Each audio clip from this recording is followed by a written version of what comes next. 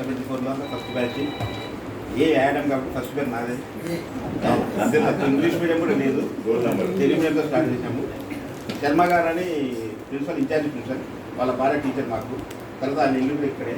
ఇప్పుడు మా ఇల్లు కూడా ఈ కాలేజ్ దాంట్లో పక్కనే ఉంటుంది, ఒక పట్లాన్ని కూడా ఉండదు. ఏంటంటే తర్వాత ఇక్కడ బీకామ్ అయిపోయిన తర్వాత ఎస్సీ యూనివర్సిటీలో ఎంకామ్ చేసింది కర్నూలు జిల్లా నుంచి నేను ఒక్కనే. అంటే కాలేజ్ కాన్స్పూర్ ఉంటే 50 సీట్లు అనంతపూర్, తిరుపతి. సో ఆ రిజల్ట్ చూసుకుంటే కర్నూలు, అనంతపూరు ఈ జిల్లాలకు ఏదో చదివి అక్కడ తిరుపతికి వచ్చి వాళ్ళు చిత్తూరు వాళ్ళు. సో ఒక్కనే ఎంకామ్ కూడా చేసింది కూడా ఈ కాలేజీకి పోయినవాడు ఒక్కనే.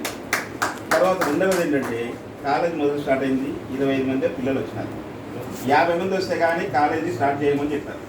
చివరకు మాకు ఏం బాధ్యత పెట్టారంటే 50 మంది చేర్పించండి అన్నారు. సో మేమంతా ఇండియన్ల దగ్గరికి పోయి ఎవరున్నారు ఎత్తుకుంటా డిగ్రీ చేసి ఉస్మాన్ కాలేజ్ సీట్ లేవు, అసలు కాలేజ్ లేదు, వేరే అన్నీ లేకపోవడము.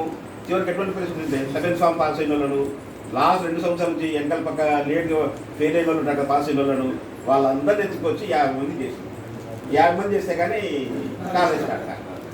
ఆ తర్వాత లేటర్గా ఈ ఇంగ్లీష్ మీడియం స్టార్ట్ అయింది. ఫస్ట్ కాలేజ్ ఓపెన్ చేసింది సివిల్ కాలేజ్, ఈ రకంగా బీడీ కాలేజ్ కదా, దీంట్లో స్టార్ట్ చేసాం.